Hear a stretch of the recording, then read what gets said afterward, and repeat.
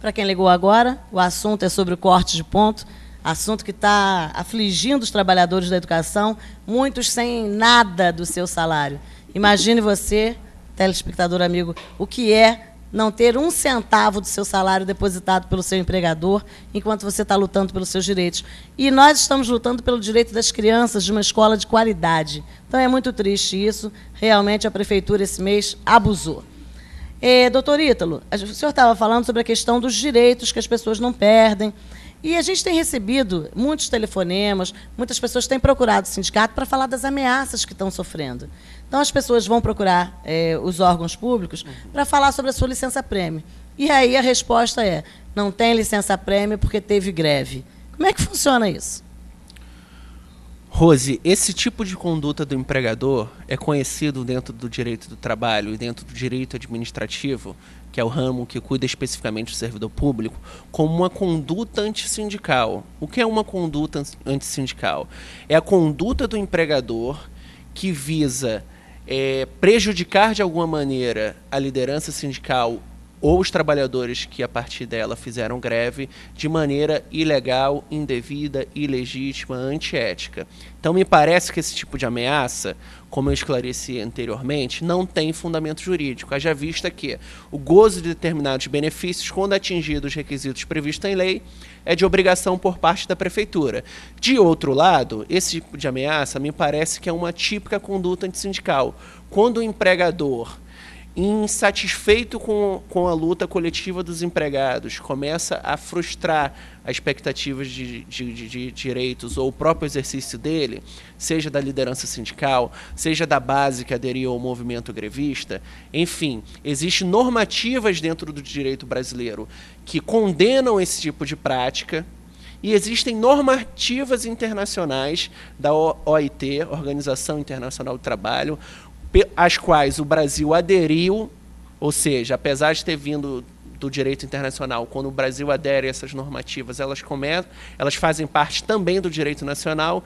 Existe uma série de proposições jurídicas que condenam esse tipo de conduta, porque, na verdade, não é uma conduta que estabeleça o mínimo de consenso entre as partes, entre capital e trabalho. Pelo contrário, é uma conduta que, diante do exercício legítimo do direito de greve ou de outras formas de reivindicação do trabalhador, o condenam ilegalmente, indevidamente em razão disso. É uma conduta antissindical esse tipo de prática e que é condenada pelo direito brasileiro e pelo direito internacional.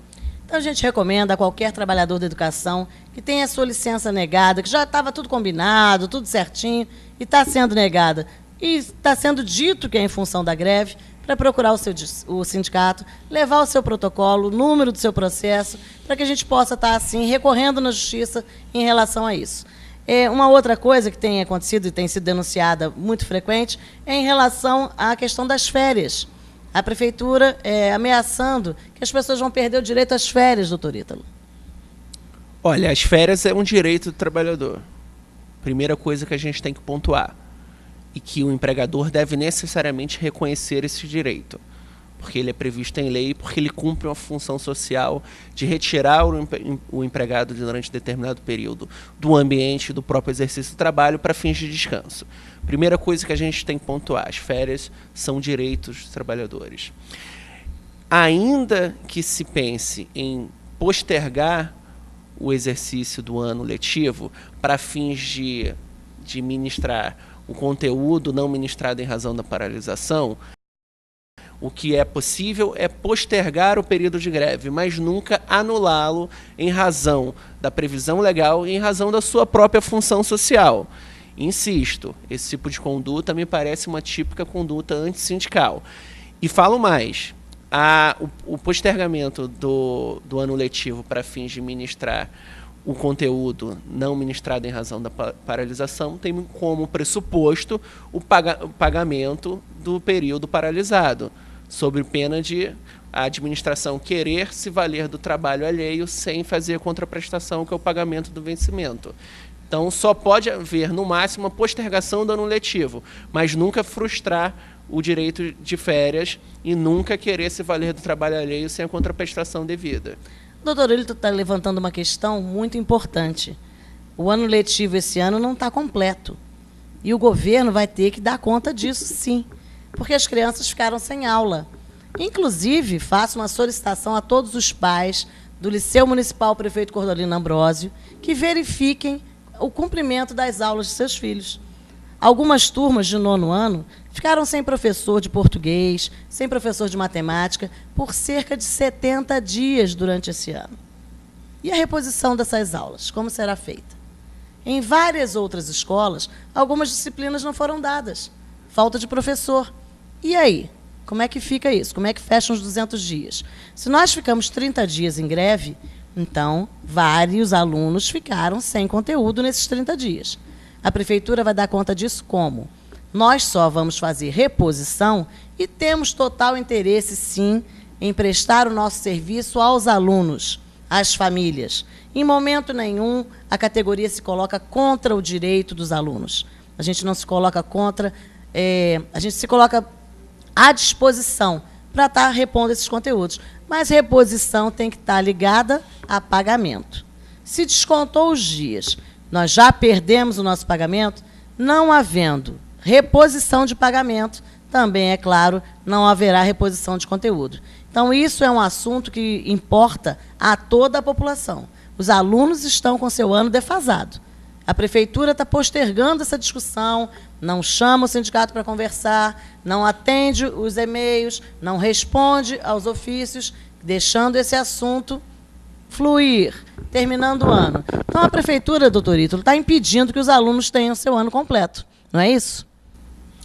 Me parece que se houve uma paralisação e não houve reposição do conteúdo, existe uma frustração do direito da criança e do adolescente em relação aos dias e aos conteúdos que deveriam ter sido ministrados, que inclusive são previstos na própria LDB. Né? Se há um corte de ponto se há uma paralisação, já há uma defasagem quanto ao ano letivo e aos dias e aos conteúdos necessariamente ministrados. E se, diante dessa paralisação, houve corte de ponto, significa que o trabalhador não tem a obrigação de repor. Muito embora os profissionais de educação, representados pelo CEP, tenham como ponto de partida a garantia de uma educação pública de qualidade para os seus alunos e, portanto, tem total interesse na reposição das aulas. No entanto, todo trabalhador depende do salário como contraprestação. Tendo seu salário cortado, não há obrigação por parte do empregado de repor. Muito embora, culturalmente, o CEP tenha uma posição política bem definida em relação à necessidade e garantia de uma educação de qualidade. Inclusive, nós vamos estar procurando o Ministério Público para estar entrando com uma representação exigindo a garantia do direito das crianças ao conteúdo e aos dias letivos que foram frustrados por falta de pagamento. Nós vamos estar partindo daqui a pouquinho para o nosso último bloco.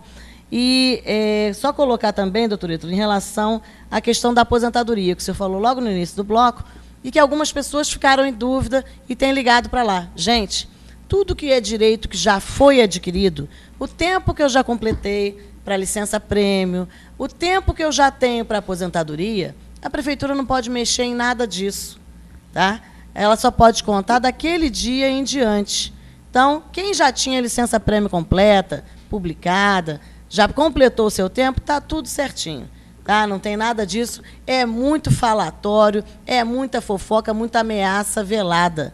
E, principalmente, uma coisa que a gente viu essa semana, e que, com relação ao próprio acesso ao ponto, e que as diretoras deveriam estar exigindo da Secretaria de Educação, são ordens por escrito. Porque só tem ordem por telefone, gente. O que é isso? E aí, na hora H, ninguém deu a ordem. Quem é que mandou não liberar o ponto? Ninguém. Alguém ligou. Quem? Então, não é alguém ligou. Diretor de escola, diretor de centro de educação infantil, exija da secretaria que as ordens sejam por escrito. Porque é muito feio a gente ficar dando ordem por telefone e, na hora H, não aparece quem deu a ordem e o diretor acaba ficando mal frente à comunidade escolar. Né? O diretor está ali para fazer o acesso entre a secretaria e a escola, o acesso, a intermediação entre os servidores e a Secretaria de Educação, não é para ser joguete na mão dos outros. Né? Qualquer um ficar ligando para lá, dando ordens, e o diretor ficar numa situação constrangedora. Não quer ficar mal com a comunidade, mas também fica sujeito a esse tipo de ordem por telefone. Vamos agir direito, Vamos fazer as ordens por escrito, memorando, e-mail, ofício, né? Quem dá a ordem que é viável, que não é para perseguir ninguém, pode escrever, pode assinar, né? A ordem que não vem assinada, a ordem que é por telefone, geralmente é porque é uma arbitrariedade. E aí ninguém quer arcar como arbitrário. Nós vamos para os nossos comerciais e, na volta, a gente vai estar lendo aqui, inclusive, os telefonemas que nós recebemos hoje e deixando o doutor Ito falar sobre esse assunto.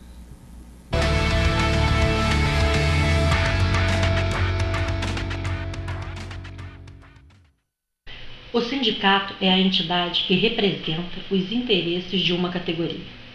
Na história do Brasil, no entanto, o Estado procurou, desde Vargas, controlar e domesticar os sindicatos, intervindo na sua vida cotidiana, controlando suas finanças, caçando suas diretorias quando necessário.